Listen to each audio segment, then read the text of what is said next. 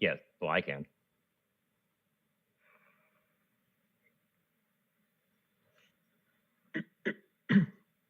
Who's that? Yes, well, I can.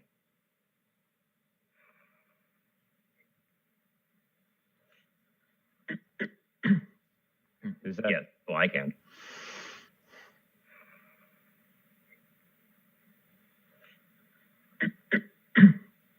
Who's that? Yes, well, I can.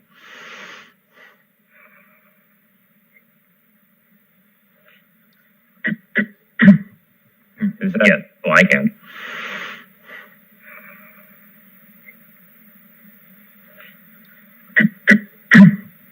Who's that? Yes, well, I can.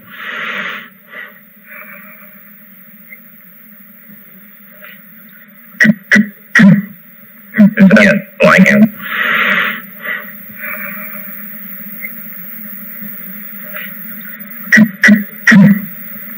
Yes, well, I can.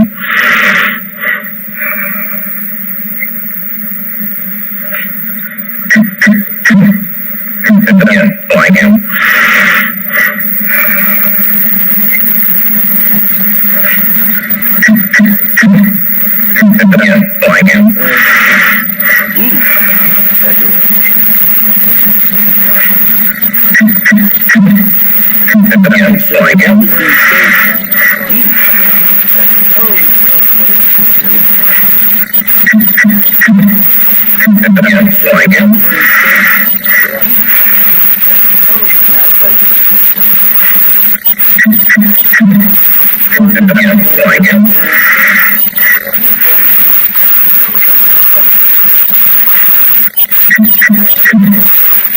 Yes, well, I can.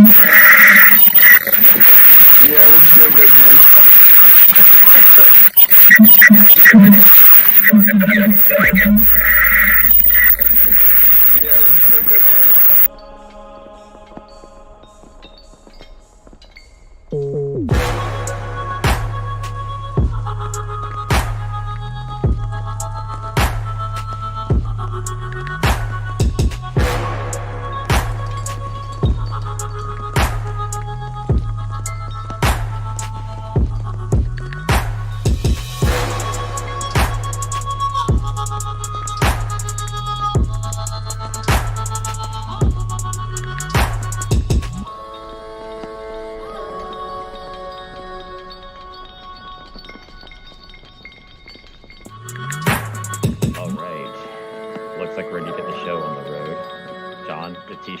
Save you now.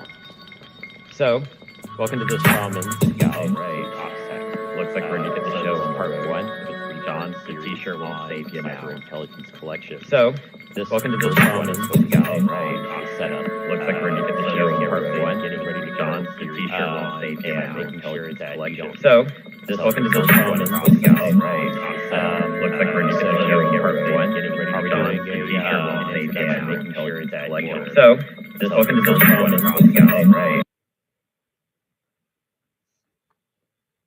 Can everybody hear me?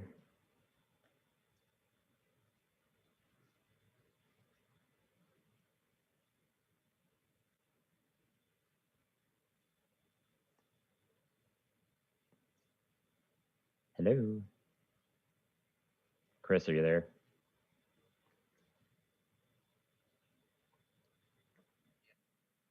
Okay, cool. All right. So essentially, we're going to be going over how to, we're going over how to protect yourself on the surface and on the dark net. This is a general overview of OPSEC from a cyber intelligence perspective. I chose a quote from the Habermal. A better burden may no man bear for wanderings wide than wisdom. It is better than wealth on unknown ways, and in grief a refuge it gives. Essentially plays into the OPSEC perspective and intelligence perspective that you can find yourself in a pretty shady situation, but with the right knowledge, you can find a way out. And gaining that knowledge is a struggle, but it is, as Odin gave his eye for knowledge, we strive and make sacrifices to gain knowledge ourselves. So to go over a quick disclaimer, because this is entirely necessary, the views, methods, and opinions expressed in this talk do not necessarily reflect the views, opinions, or policy of, and may or may not be in the best interest of my employer. This series is provided for educational purposes only. The tools and methods and mediums in which they're used in the following series imply the risk of exposure of data. This data can be used to identify in part or in whole who you are or where you live, impeding the cash flow or asset security of major crime organizations and governments can have very real ramifications. Don't fuck it up. Wise words indeed. So a little bit about me. I'm the Cyber Threat Intelligence Collections Manager at Insighten. We perform threat hunting, research, and analysis as part of the Heimdall Intelligence Group. Heimdall, I'm sorry. As part of our operations, I do ethical hacking, but we'll get into that on a later date. So essentially, my function is I focus on financial crimes and web skimming campaigns, particularly MageCart. We deal with discovering JavaScript web skimmers out in the wild, JavaScript, PHP, discovering their exfiltration domains, the point of entry, method of entry. We do malware deobfuscation, decoding, collection and analysis, locate and track advanced persistent threats and their assets, because there are a multitude of APTs, including Lazarus Group, North Korea, that have gotten involved in the MageCart game. We identify and infiltrate threat actors' social groups and employ correlation of data to attribute and dox threat actors. So the Russians, not quite as safe as they used to be. So interesting files. This is a badge that I actually received here, Race Against the Clock, and local competitors from DEF CON 28 to solve challenges for clues and track a goon through the Tampa and St. Pete metro area to score my first badge. Came upon the challenge entirely by accident. Was quite the adventure indeed. I can't remember the show off the top of my head that it was related to the challenges, but hashtag Matt Damon. I landed in the top 10 in OSINT category in an intercollegiate CTF. 5,000 players, managed to get top 10, just managed to get the flags in a little bit faster than somebody else. And I'm a member of a Reconstructionist Norse pagan kindred located in Bergen, Norway. So we're kind of adopted, right? So of course I have a corny video here just for count 0. Let's see if it'll play. We have to give it time to think. So essentially, while we're giving it time to think, we're going to be going over the 3 laws of OPSEC as they're applied to intelligence operations, and emphasis on asking the right questions.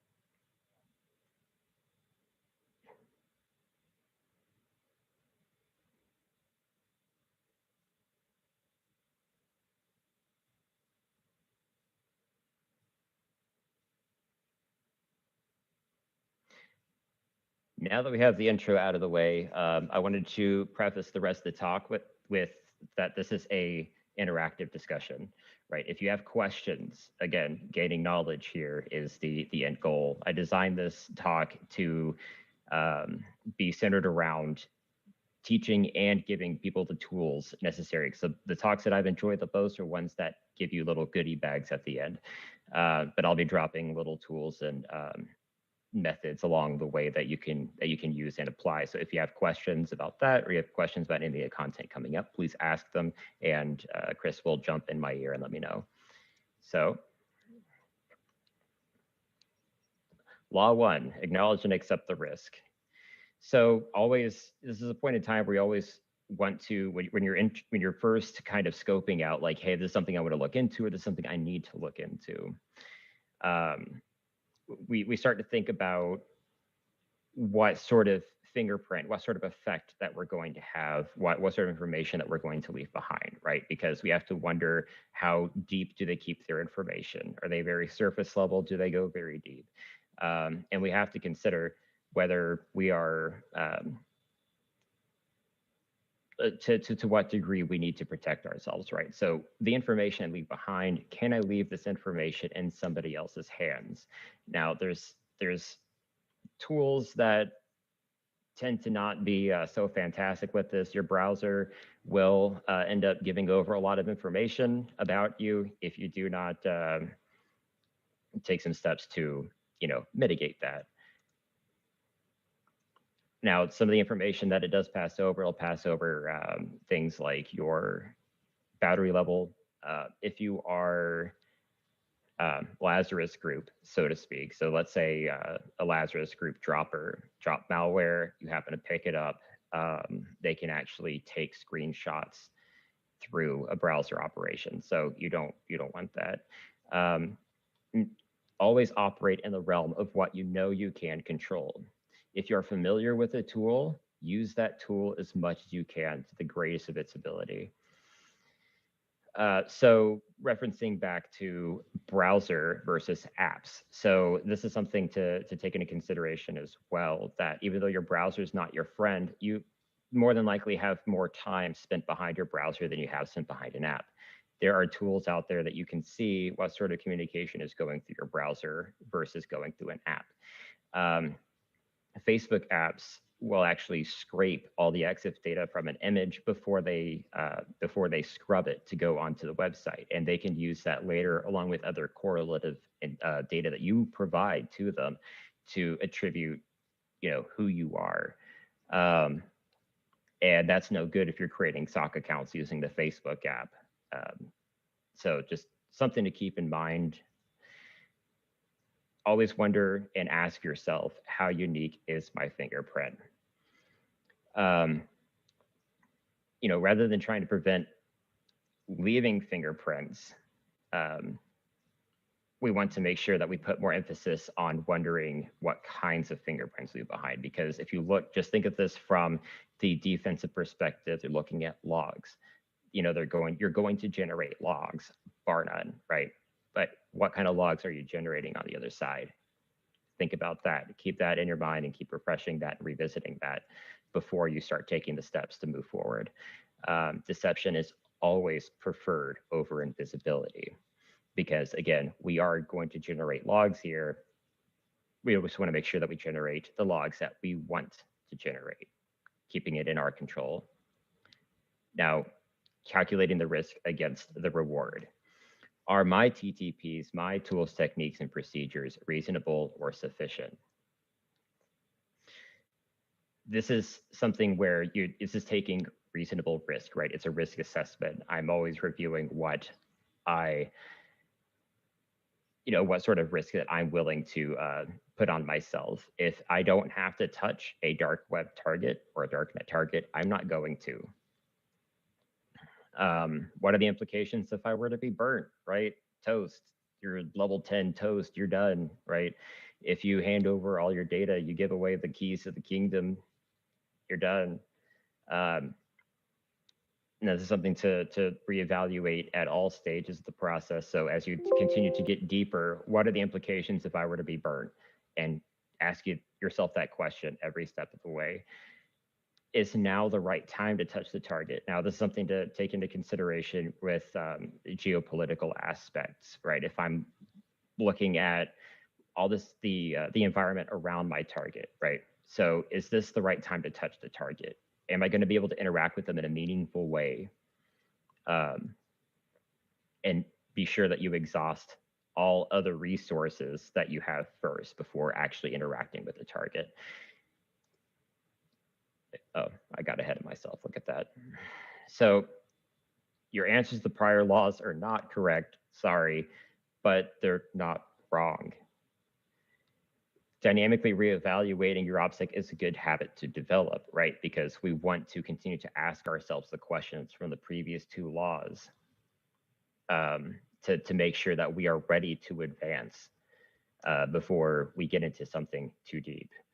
If fear is the source of doubt, return to laws 1 and 2. And always remember, complacency kills. So there are other real life aspects. So there's kind of a inward training and outward training, right? If we spend time learning and gaining discipline on a subject, it affects us on a deeper level, on a more personal level, right? It changes kind of how we develop our personality and revisit these topics at a later date. And developing those good OPSEC habits will have positive impacts with how we continue to reevaluate our OPSEC in the future.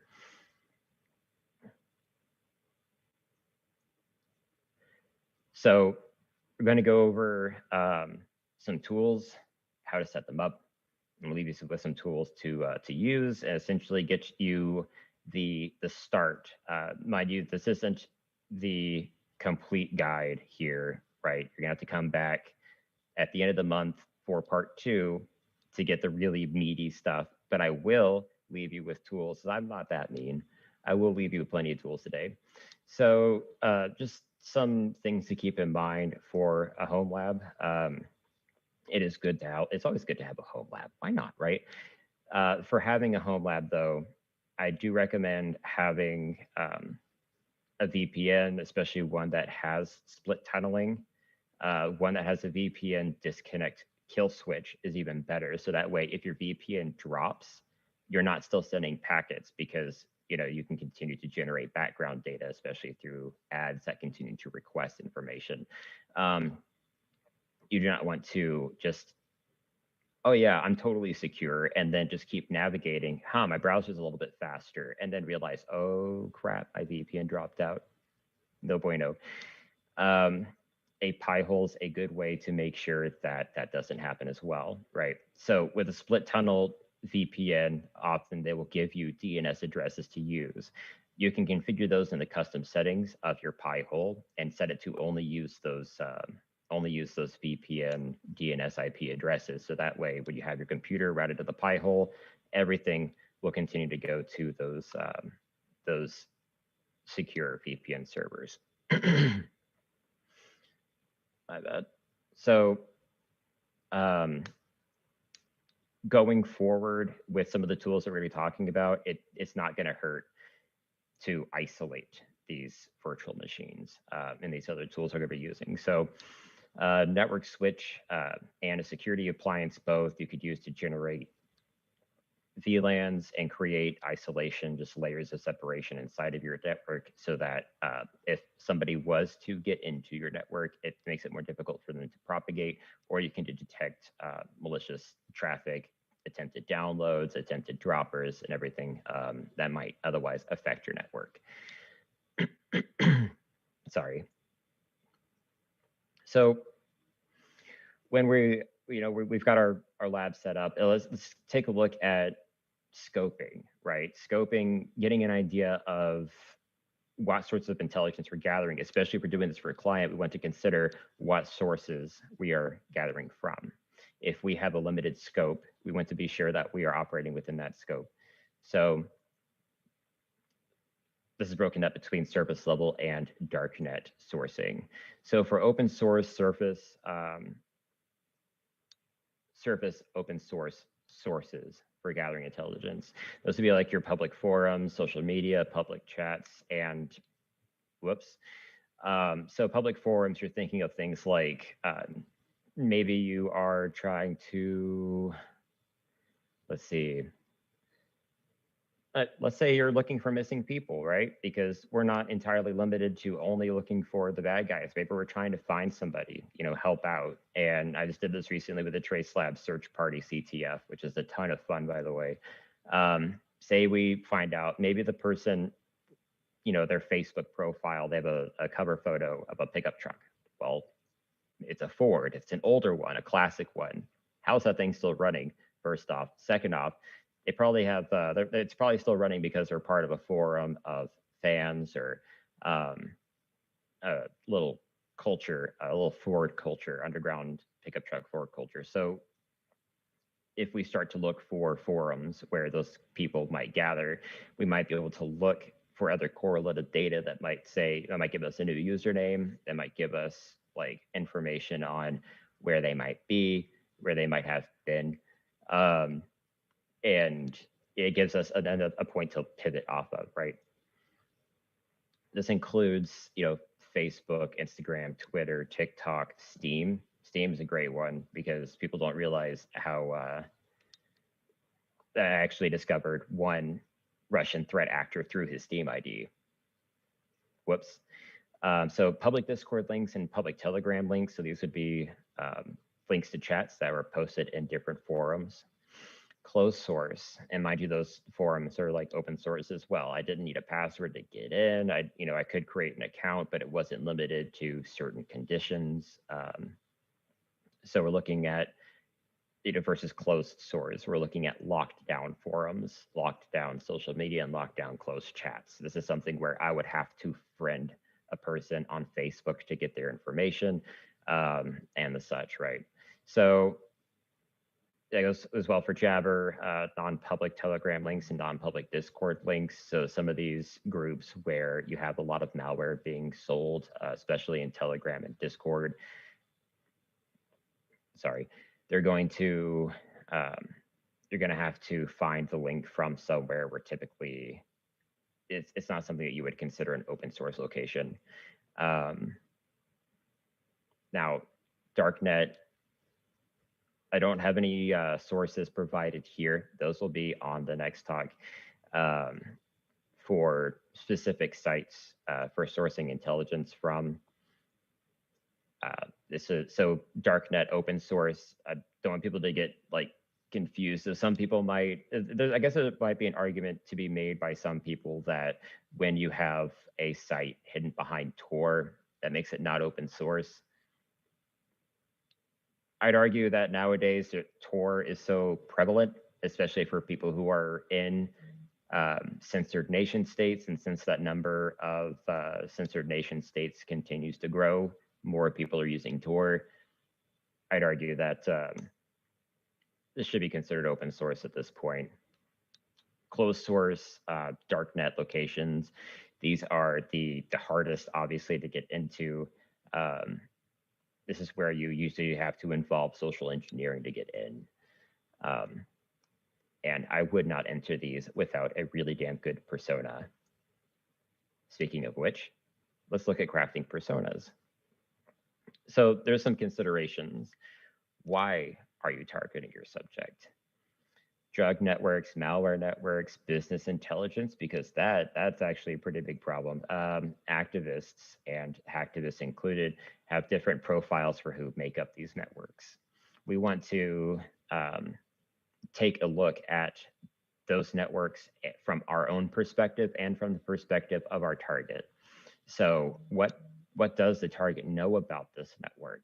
Are they specifically targeting lower level buyers? Are they targeting maybe credit card number sales and the numbers of like 100 or so? Are they looking at selling high level business intelligence to executives, right?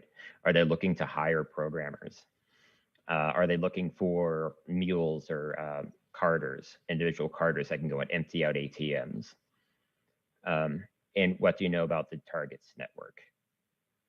So we can gather some intelligence here, looking specifically at the correlative data between the clients of the target and the target's victims.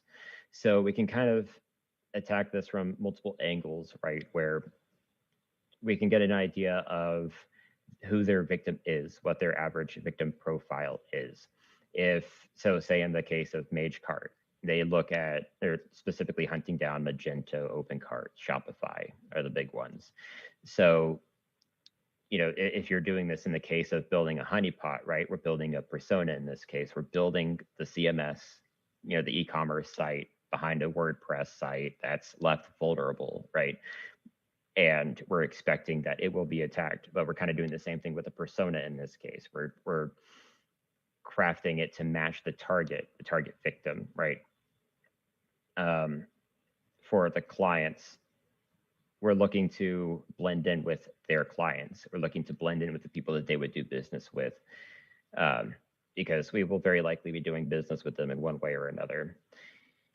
Looking at their assets, we can look at the structure for, you know, their network structure, how they, in particular, their domains. So if they have domains that they operate out of, like, again, I'm going to revisit MageCart. I'm going to beat up on it a lot because I see it all day. But when it comes to MageCart domains, you know, we can do a lot of correlative data collections by looking at the domains that have been previously hosted by the same individual. And you know, we look at that. We look at the SSL certificates to look at the other datas, at the other domains that have been associated with that SSL certificate. And we just kind of dig into the history, get an idea of what else might be associated with it. If you're looking at skimmers, you're looking for domains that it's calling out to. And that's all correlative data that we can use to kind of build an idea of who our target is. So a couple of resources. This is where things get a bit more fun. We're getting directly into the interactive category here. So this person does not exist. You may have heard of this already. It's quite fun and horrifying. It's an AI program that generates faces for people that do not exist, based off of certain characteristics that make it all kind of blend together, right? So there are some key things to use. We can use this for building personas, but there are some key things to keep in mind. We want to avoid faces that that are deadpan staring into the camera, especially ones that are super up close, because who gets that close to the camera? It's really creepy. Not even the bad guys want to see that. Don't save close-up images, as they're easier to detect artifacts in, and we'll take a look at that in a second, because the algorithm absolutely sucks with hair and clothes. Verifying that. Okay, no, we're good. Fake person generator. So this is a fun one. It generates a whole bunch of data, just totally random data that we can actually attribute to personas, right? So it's something that we can attach to a persona. We can kind of take it a la carte or take it in whole, right? And again, we're just taking the information that we need to kind of gear it towards our target better, right? We're trying to create a nice little, how do I put this? We're trying to hand everything over to our target on a silver platter because we want them to bite, right? So the images attached to fake person generator I wouldn't use because those images can be reverse image searched and you can find out pretty quickly that that's a fake profile. I would go with a picture from this person does not exist attached to the data from fake person generator. Continuing on, this is some of the output from fake person generator. We're going to take a look at it. We can gather just physical data and then digital data as well. It provides us with an IP, which we may check to see if it's active. If not, we might be able to spoof. Those geographic coordinates are definitely going to come in handy with a tool that I'm going to show you in a few minutes.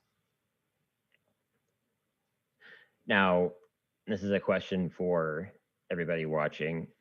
Between these two, these were both generated by this person does not exist. Which would you pick? Why?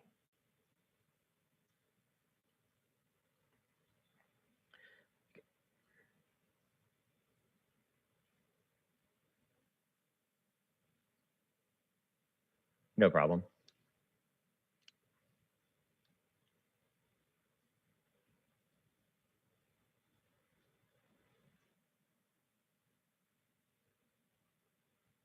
Oh, that's fine.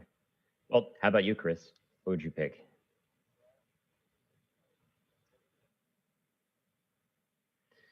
Oh, you're fine. So you're picking the person that's going to be that's going to least likely give you away as being fake, right? You're trying to trick. Um, you're trying.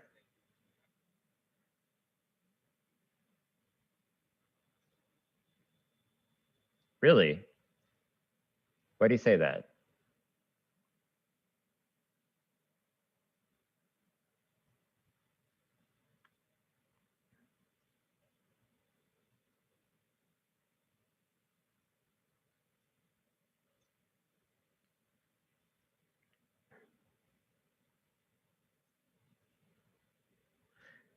Okay, so you'd pick the woman on the left because she looks more trustworthy.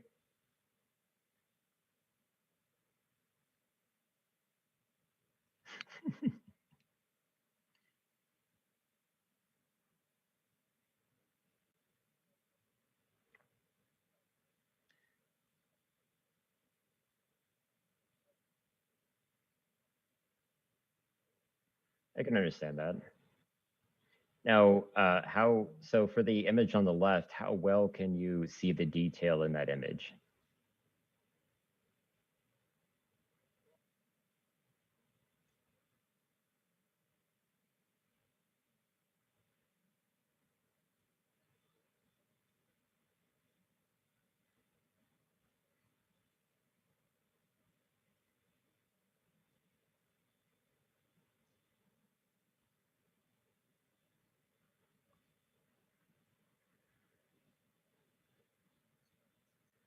Okay, so Chris and Laszlo and Sunny all seem to agree that it's unanimous so far that the woman on the left in the graduate outfit would be the most ideal image to use.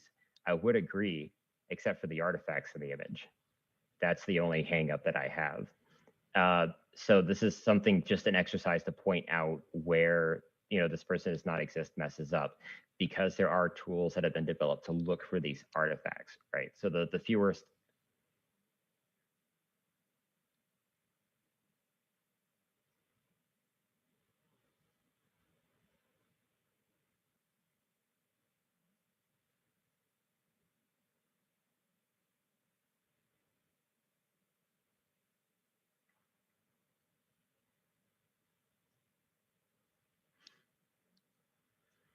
That's a good one. It's a really good point. Seeing the lights, the reflection in the iris of the graduate is actually a really, really good point, and that's a really good thing to look for. Very perceptive. Um, I'm a bit concerned that the fact that whatever is behind the graduate is currently melting. You might be on Mercury right now. Also kind of concerned that her hair turns to rope at the bottom of the image. But yep, because all it attempts to do is stitch together images based off of whatever came before on the next image over, right? So it tries to stitch things together. It does not do a great job all the time. It does do a good job a lot of the time, but not quite so much.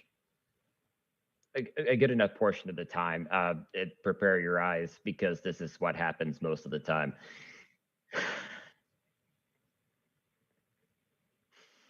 It's not great. It's amusing, but not great. Okay, I'm gonna get off that before we have nightmares. So making digital footprints, right? This is something that we've kind of started to build our persona here. We want to make digital footprints because as you reference the Spy versus Spy comic, I love Spy versus Spy. I grew up with it, not as much as other people grew up with it, but I grew up with it still. They in the end they end up stealing each other's plans.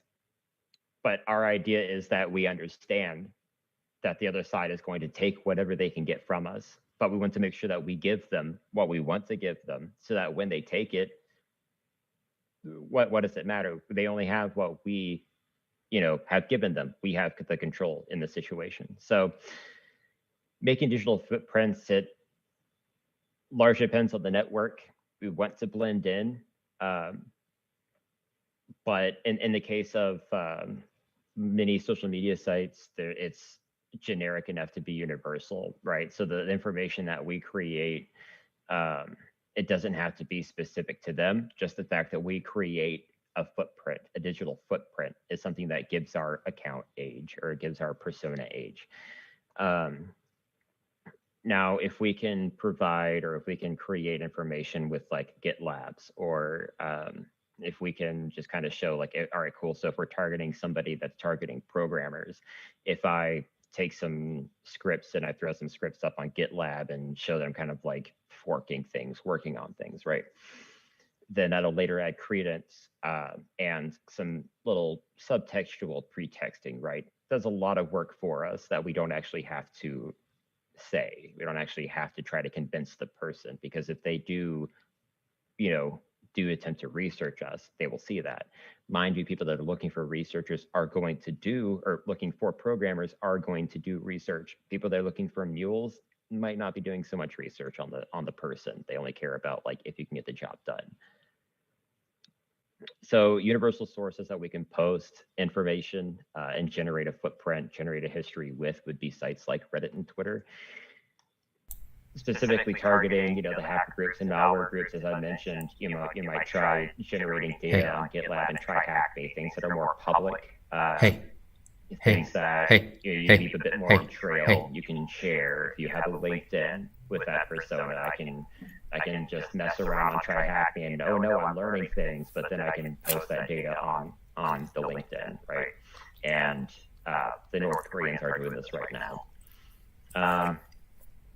So we have some, Power Flash, let's not do that right now. So carding groups, low-level financial crime, places where you'd want to be more active would be like carding mafia, the 117X, and just marketplaces, specifically surface marketplaces, anywhere you can find a forum, right, and post, generate any kind of data associated with a handle is going to do nothing but favors. And as well, just about any cryptocurrency forums, because keep in mind these. Oh. Hey, James.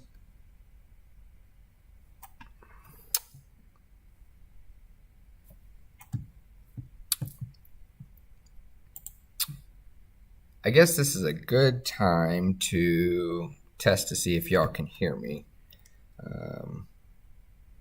Give me a thumbs up on Discord if you can hear me now.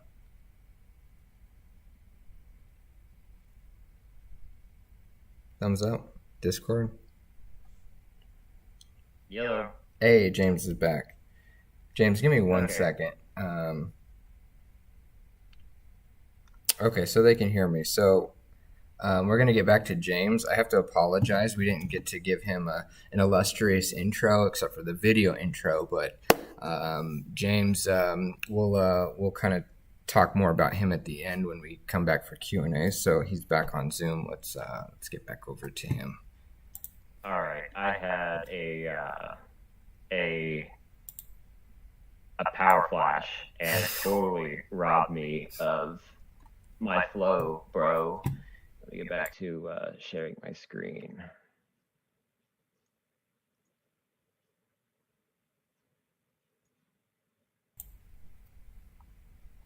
Move on down.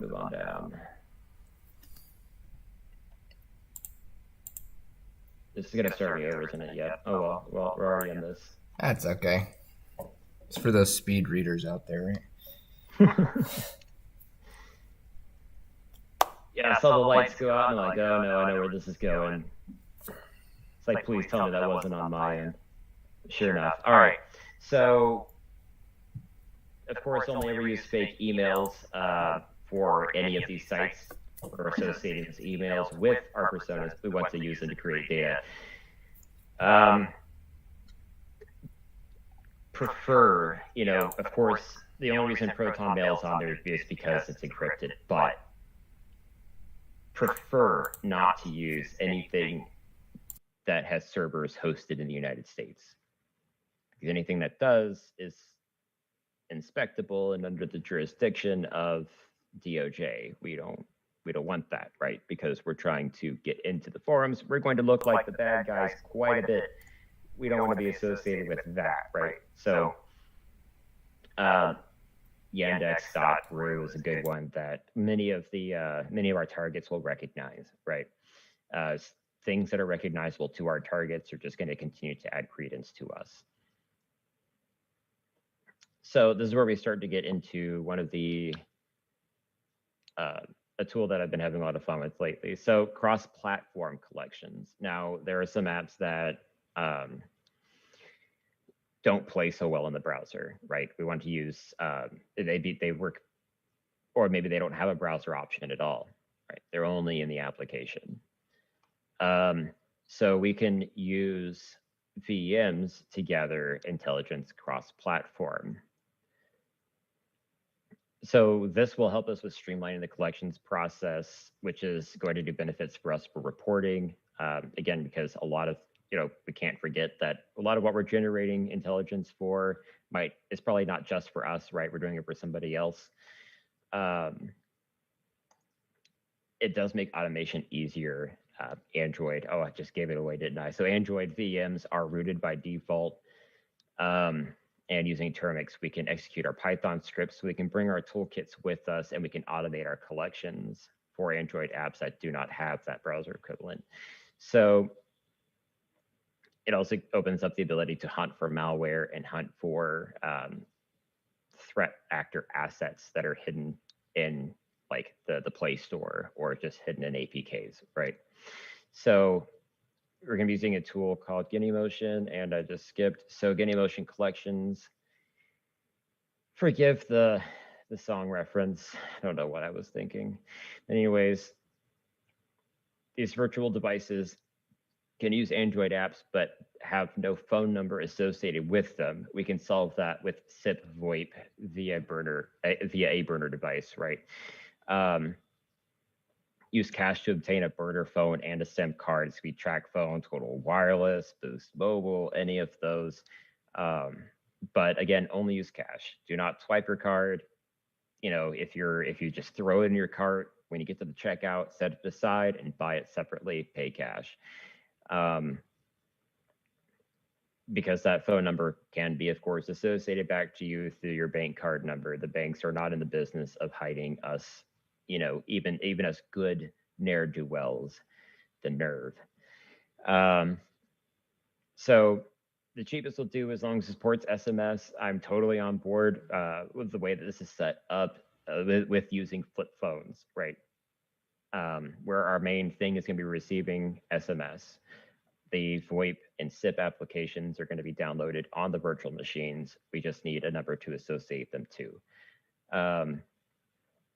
But the cheapest will do, the dumbest is best. This phone will act as your account registration device for SIP services and trunking. Never give this phone number out to anyone under any circumstances because you do not want to associate their information with your phone number either.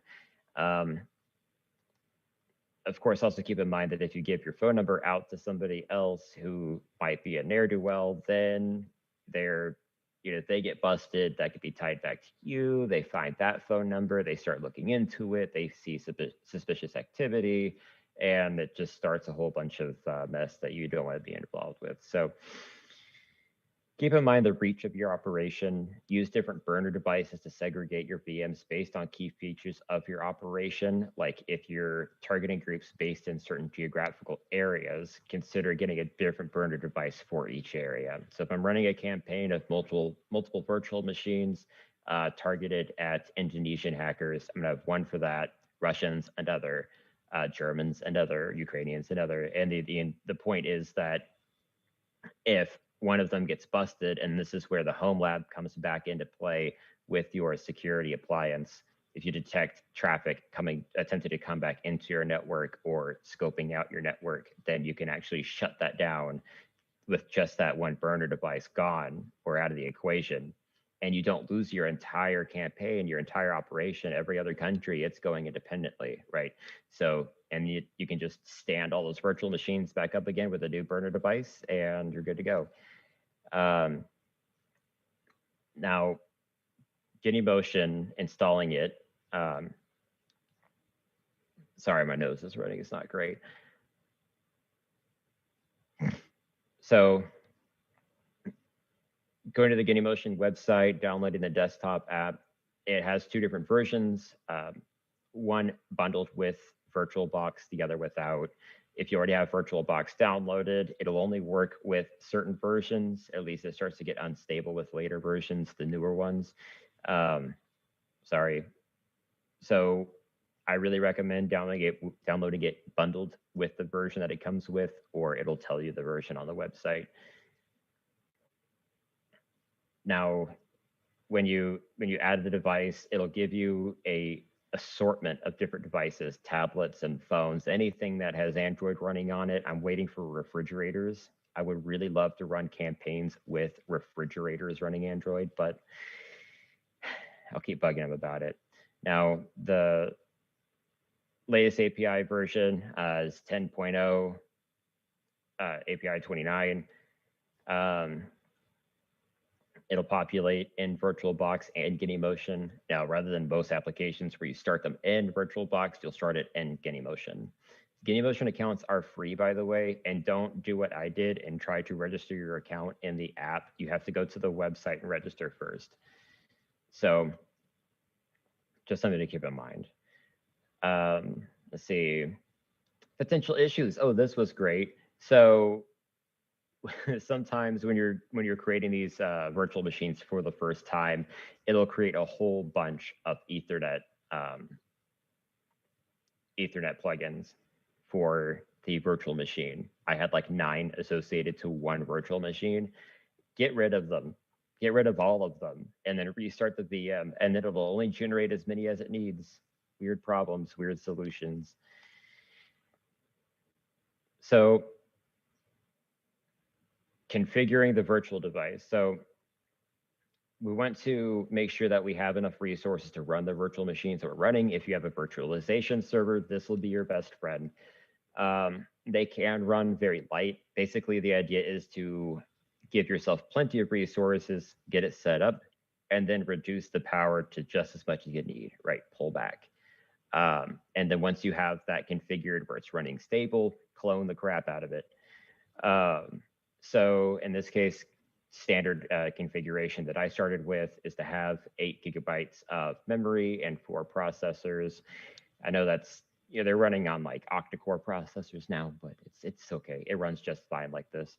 Ensure drag and drop is set to bidirectional inside a virtual box. So this way you can share things back and forth. It makes it's going to make your life a lot easier to share things between the host and your virtual machine, at least starting out, right? Because there's your Python scripts are going to be a much bigger pain in the butt to transfer if you do not have this configured. Oh, dang. Okay. So change the virtual phone settings to the following. Do not set a screen lock. Just don't worry about it. Set the maximum screen time before it goes to sleep. It'll just run forever. Now, setting up the Google Play Store, it does not come set up with the Google Play Store ready to go. You have to download that from OpenGApps. And then this is, again, where the bidirectional drag and drop is going to come in handy, because it'll download the APK to your computer. You're going to drag it and drop it into the virtual machine.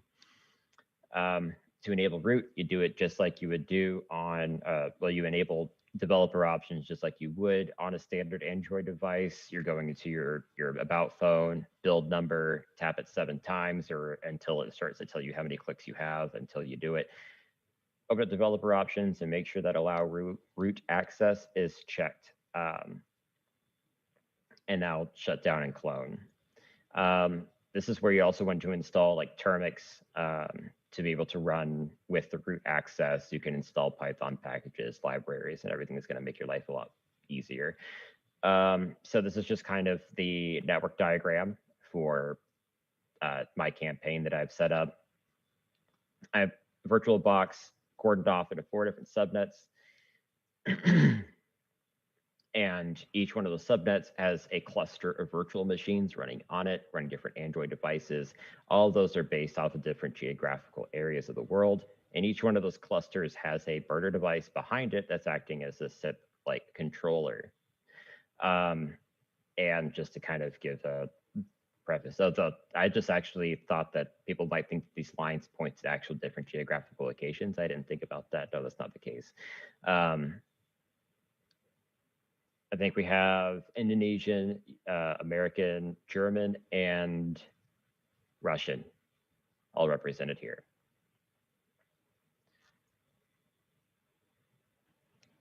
So moving on to tooling, kind of going to take a look into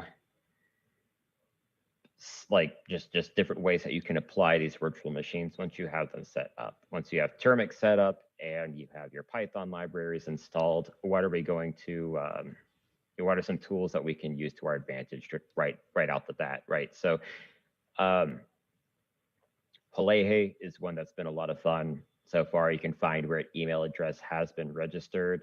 Fairly easy syntax on the command line. You do run into issues though with because it is using like forgotten password, it's abusing forgotten password, sorry, to see if an email is registered on that site. Sometimes you're liable to get blocked. Your IP will be like, it'll be rate limited, right? So you'll actually want to refresh through the application, which you can find in the README. Owned or not, we'll check for hashes associated with those emails or with email addresses from paste bin dumps. So this is, again, keep in mind your scope, because you start to get into this level, it starts to get a bit hairier. And then this is, of course, another time to consider what sorts of effects that you'll have by touching the target. Social scan, find social media profiles associated with the username without false positives. This goes through an additional check process, which is fantastic, because for those of you who have used things like Recon and G Profiler and Recon and G Profiler, Sherlock, and Spiderfoot, the Spiderfoot username feature, they all will just kind of, it's false positives galore, right? But this is particularly for social media sites, whereas the Profiler, Sherlock, and Spiderfoot will just kind of look, I think between the three, you probably have somewhere around 300 domains to look through. And it's not just social media. So that can help with finding points to pivot off of further down the road. So Skip Tracer is an all-in-one OSINT tool. Useful if you find yourself handling too much data. Skip Tracer does a little bit, I think, of all of these. So if you are just dealing with too much data on each device, because if you're running multiple clusters, you're going to be generating a lot of data. And especially if you automate it, which we will look into at the next talk, then you will be dealing with a lot of data. So if you find yourself handling too much data, using this all-in-one tool can help out with that. You know, about reducing the amount of data while still giving you plenty of points to pivot off of. So techniques: finding your rabbit hole, extracting usernames from any service you can attribute to the target. Again, this is where our of course, referencing our tools, right? These are our TTPs, so you can gather that. These are our TTPs that we're kind of looking at with, especially in the context of Guinea motion and keeping OPSEC in mind. So finding the rabbit hole, extracting usernames from any service you can attribute to the target, and utilizing the GPS feature of Guinea motion to engage with targets on dating apps. So all these things are minus engaging with the target, right? I can find their dating profile, and I still haven't necessarily touched the target unless it notifies the target that somebody viewed their profile. Using the previous tools, I don't have to touch the target for that. It's gathering information that the target doesn't even know that I'm looking them up, doesn't know that I'm gathering information on them. And that's the longer that I can go without even risking them finding out, the better. Chasing the rabbit. So searching for usernames for links to continue to look for clues. This is pivoting, right? So we want to continue to pivot. Continuing to pivot will just generate more information for us. So if we find a username, or say we find a Facebook profile and they've set a custom URL for their username. So you search in the URL bar, you find a username that you can plug back into your tools. Well, then you can find a lot more data that way. Checking for custom URLs, historical handles, and extra data hidden in XML and HTML. Now, Instagram, for instance, will it obfuscates a lot of the EXIF data, but it does not do a really good job of hiding user activity data. So I can see when an image was posted by looking through the HTML and the developer tools. I said XML, there's some APIs you can interact with some apps to get additional information, pretty much just like it's user activity data, just like what you can find in the HTML for Instagram. You can use this on different websites. And XMPP would be another one where you can find extra data in XMPP. So weigh the value of your findings based on the uniqueness and the complexity. So if I find a username that is fairly unique but not complex, there's a higher chance that multiple people have used the same username. If I find one that's not unique, but it is complex, well, we know that that's being used by other people because it's not unique. If we find that one that is both very unique and very complex, there's a high confidence that that username is going to lead us to, to more reliable information on our target. Change places. The fruits of your labor largely depends on your creativity, right? Again, so how creative are you getting with your pivoting? Are you really looking for, how hard are you looking for all the data? Have you considered using your tools in like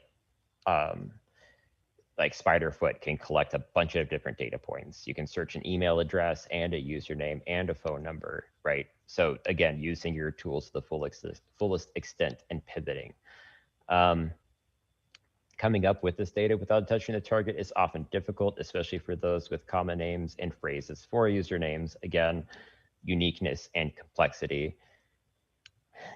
Coming up with data without touching the target is very difficult, actually, because, again, referencing Trace Lab Search Party CTF, it's all centered around finding missing people If they were that easy to find, they probably wouldn't still be missing hundreds of days later. This makes leveraging the good intel you gather all the more crucial. So again, finding the golden egg of a very unique and very complex username is the good intel that you want to leverage.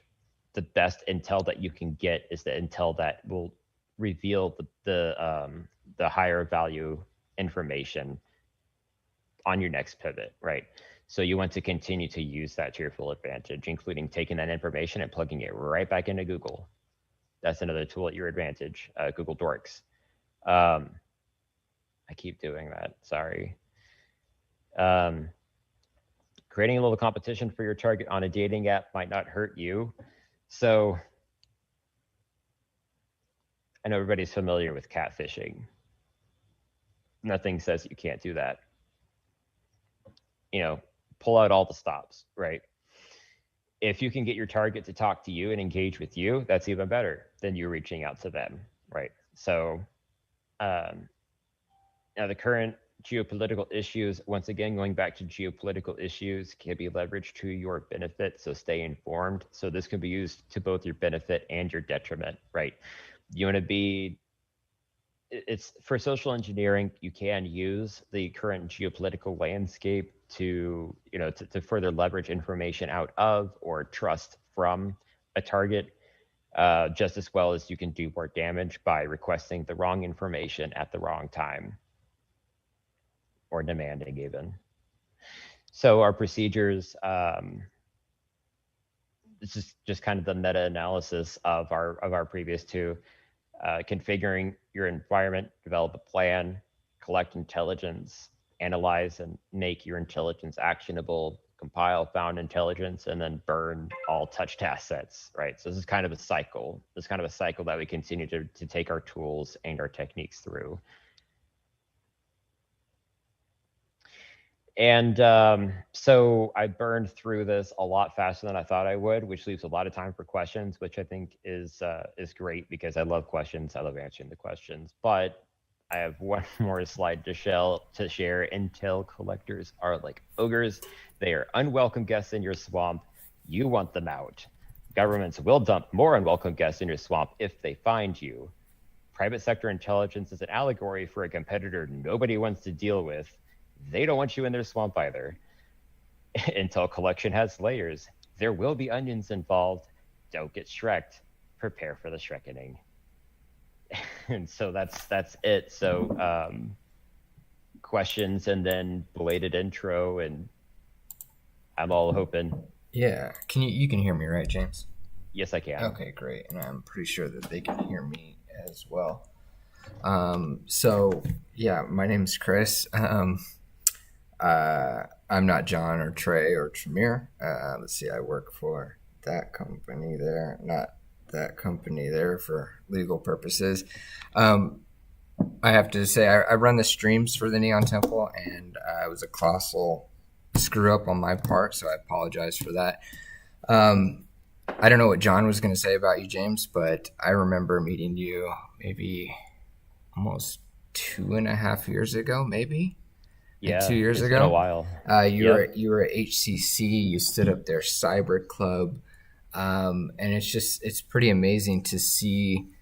I know, and you have a sound engineering background, so you and I clicked pretty quickly because I do the video and graphics. It's kind of that same ballpark, same left brain type thinking, and it's amazing to see.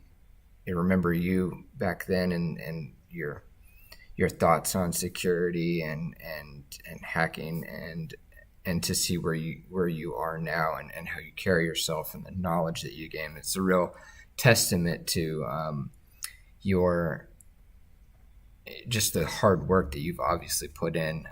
It's a testament to the community that you've been involved in. I know you've been involved in several.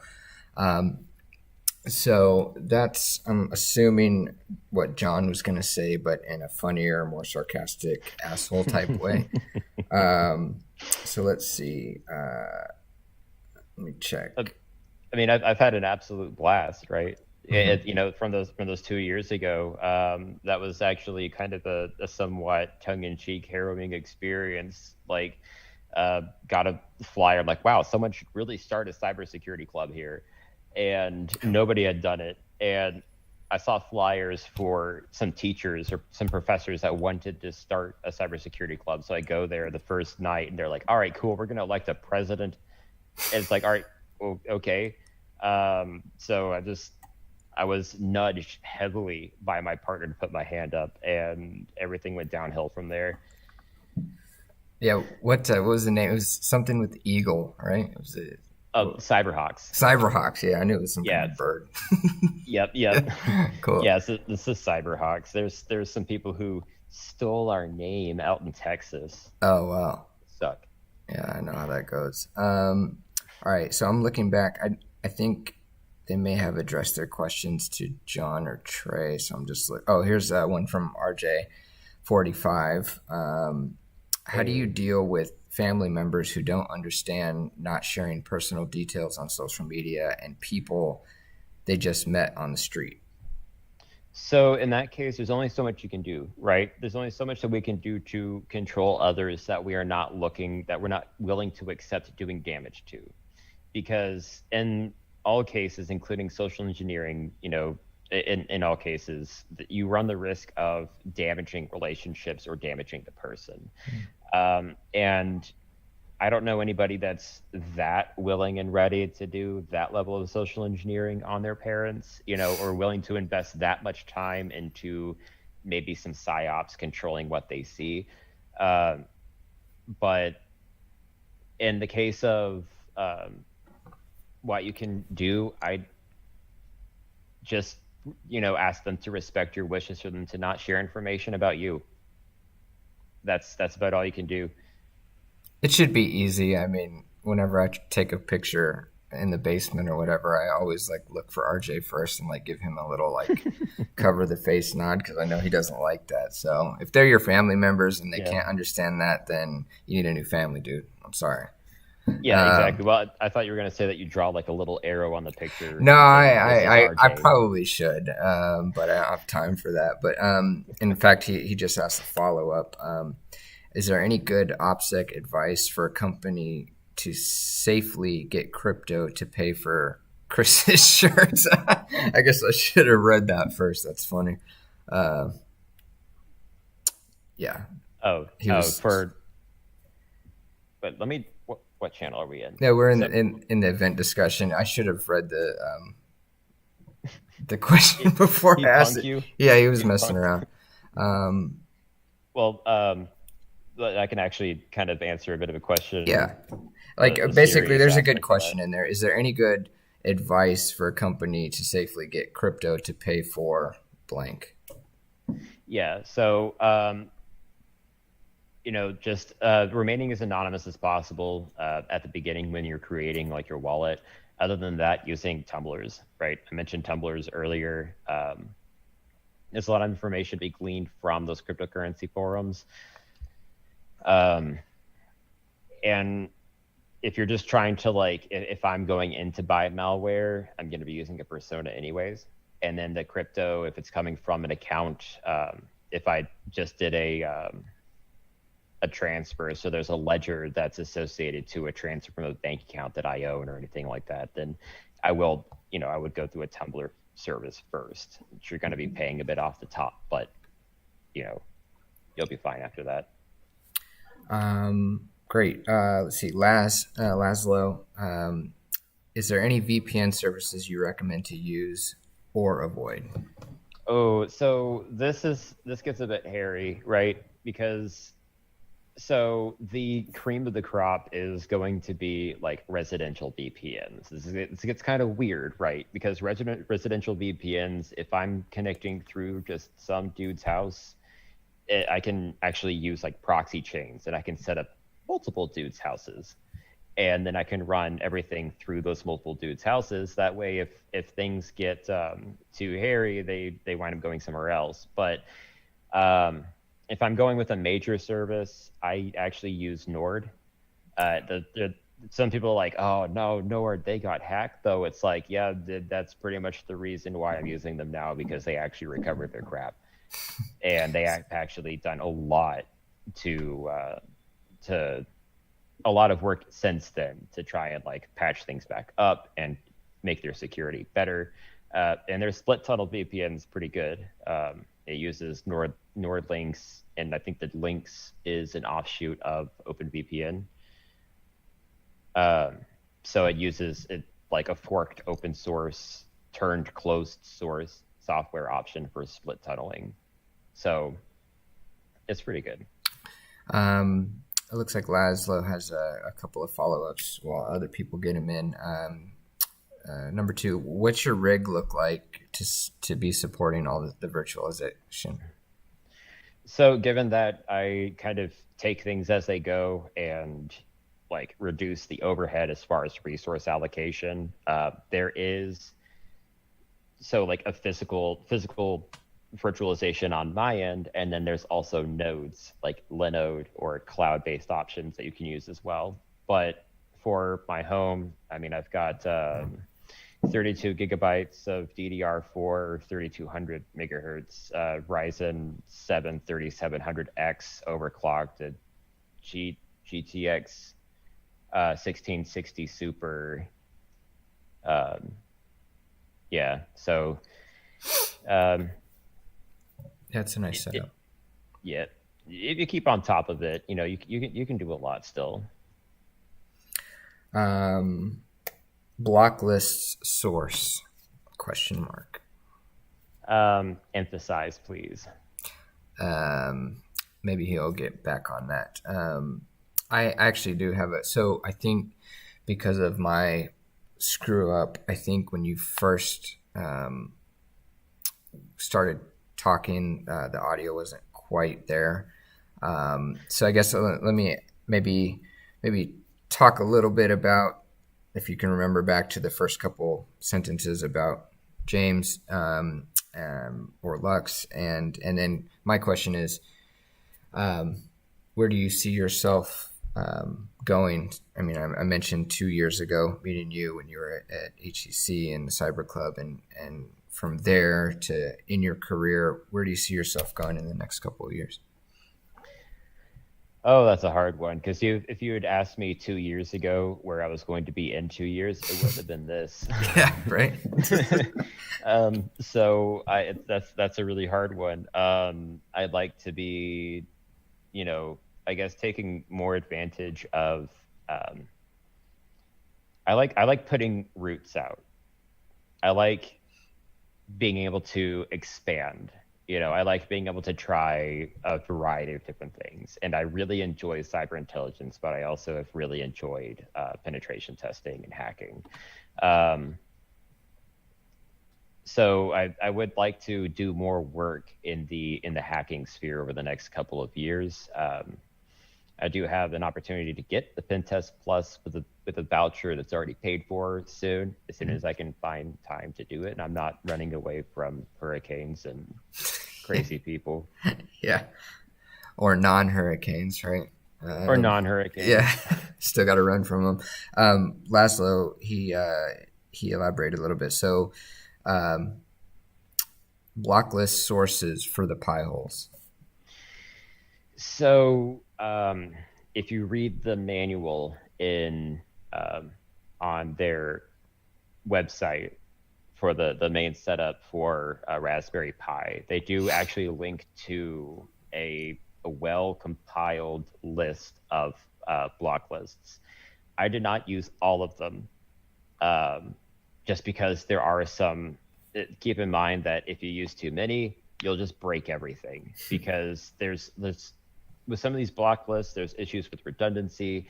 There's issues with blocking main DNS services that allow things like Windows updates. You don't want to do that. So I guess just be very cautious, but check the Raspberry Pi, the Pi-hole website's manual that they have posted up there, and their documentation. They have a link to that resource. But that's what I used. Okay. But I have added some regex. I'll see if I can retrieve that and then send that to you later. I'm away from home and my pi hole's at home, so once I am able to get in there, I'll retrieve the regex and send it to you for what I've used for blocking some malicious domains. Okay. See, I know there was. Okay, so this is from Jeff Santry. How has your work informed you? Obfuscation and attribution. Your obfuscation and attribution knowledge. So, how has your work informed you? Your obfuscation and attribution knowledge. So in my particular line of work, given that we deal with financial crime and in particular web skimming, it's very niche. The obfuscation techniques used are mostly a varied like mixed bag of things from Zor, base 64, shifting points, I'm having a brain fart, but those kind of like shift to progression of a cipher +1. They'll do a little bit of math, right? And then they'll base 64 or Zor it again. So luckily I had some experience doing that in CTFs before I came into this sector. Oh yeah, I remember you're the ringer for the back when the Undercroft was operational. We had the baseline class. You came in and you were the ringer. You stormed everybody. Well, I wanted to unlock the games for everybody. Everybody should be able to play all the games, right? Yeah. And I totally, by the way, I was talking with my partner about this the other day, how I totally used the wrong tool to open that door, where I was supposed to use the spring-loaded tool to pop out the hinges. I used a couple of claw tools to pull out the latch. That was hilarious. Oh, yeah. Like brute force dumbed my way through the door. Yeah. Yeah, it's good. So we're getting a lot of comments. Mr. Sinister, who coincidentally next week is doing the talk, Mr. Sinister Does Your Mom's Network. I had some fun doing the artwork for that. So that's Ryan. It'll be on July 15th at 7 p.m., I think, live in the basement. And then he said, good talk. I learned some new tools. Thank you. And then Thank you. RJ, let me read this first. Okay. This will be the last one, and then we'll close it out if you have any final thoughts. From RJ45, any advice on how to get a domain squatter to give up the domain without paying too much money? Oh, well, this isn't in my realm, but if I had to think of the goosiest thing, I would kind of look at their history to see if they've previously registered domains and if they've had a lapse in coverage, and then maybe register the domain out from under them as soon as it expires. That's not bad. I like that. Okay, I think that is about it. Do you have any parting thoughts for the guild? Other than that, I've just learned an absolute ton from the guild. It's been a second home to me, and it's like what made me the most nervous. I've talked so much, way too much, to just in the context of the Cyberhawks and everything, and this was a completely different experience. I'm like, oh crap, these guys know what they're doing. Well, this is your first talk, right? I'm gonna be exposed. Right, this is your first talk, right? Yes, it is. Yeah, It's that's been right. too long. Yeah, it's my first talk. Everybody else is like giving a talk. I'm like the last one. No, that's good. It's good to get it out. Which reminds me, Slack me or shoot me your address in the Discord so I can get that poster sent to you. It looks like we're out of questions. And so, James, great job. Sorry when you go back and watch this. The beginning was messed up. You did great. We'll get the technical difficulties figured out for next time, and we will catch everybody next week at 7 p.m. Awesome. Thank you very much. It's great being here doing this. Finally. Cool. We're out. Thanks, man. You did great. I'm really sorry. I know you sent that link out on LinkedIn, and so hopefully people will kind of skip past that 2-minute block when we were figuring out the audio. But everybody was really engaged. Yes, it's just us now. Yeah.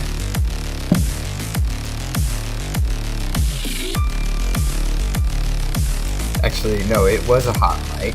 It was a hot mic, and they can still hear me now, but now we're going off.